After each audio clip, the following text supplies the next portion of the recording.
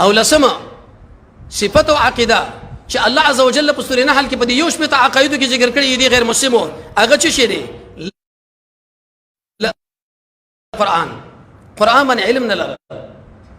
بار بار درسونه کې موږ تاسو دا خبره کوو چې الله عز وجل د مخالفینو په صفت کې دا خبره ذکر کړو دوی ولې سوچ نه کوي په قرآن کې امام ابن قیم عبد الله ابن عباس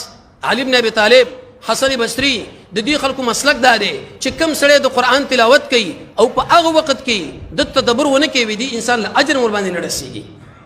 نو سوال دا دی چې به ډېر عوام برونه ذکر کړی دي یو صفت پکې دا چې په قرآن باندې علم نه لري دا ګور ډېر خطرناک خلکو عقیده ده تفسیر دې زده کنه یاست ندیله ناس ته کیا ناس نه وخت ورته ورکړي کده نه ورکړي او بار بار درسونه کې الحمدلله وایو اخري خبر هم دا کو چې د قرآن علم په دې باندې نصیب کېږي سړی په قرآن له استماع کوي د قشان په وخت د قرآن د ویلو کې د شینو سره ځان مو مشغوله و د قرآن دا مسله ځان سره زده کا د قرآن په دې مسله باندې ځان پوهه کا د قرآن دا مسله خلکو له نشر کا حرام نه ځان وساته اخلاص په ځان کې پیدا کا د جناب نبی کریم علیه الصلاه والسلام د اتباع په روان شه د نظر حفاظت وکا خواهش پرستی پرېدا عمل چې کوي خالص د الله د رضا په خاطر چې کله د آیات او حدیث وارو د عمل په نیت باندې ورته وړاندې شه لږ په دې آیات کې مخکې ورسته وګوره چې څه مقصد باندې خبره کوي تقسیم په دې مسله کې وکا د هغې سره یو کتاب ولیکه چاله ووایه یو عالم چې خبره کوي ځان سره نوٹ کا د قرآن سره شوق ولره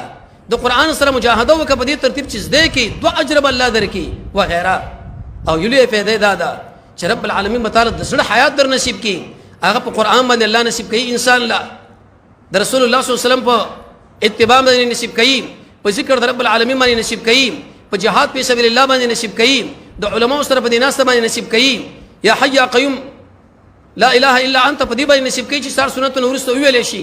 ایمان او عمل باندې نصیب کوي علم شرعي باندې نصیب کوي د ګناهونو په کې ځان ساتي امر بالمعروف او نهي عن المنکر کوي او حرام خوري نه ځان ساتي الغرض سوره نحل کې الله عز وجل یو شپه صفات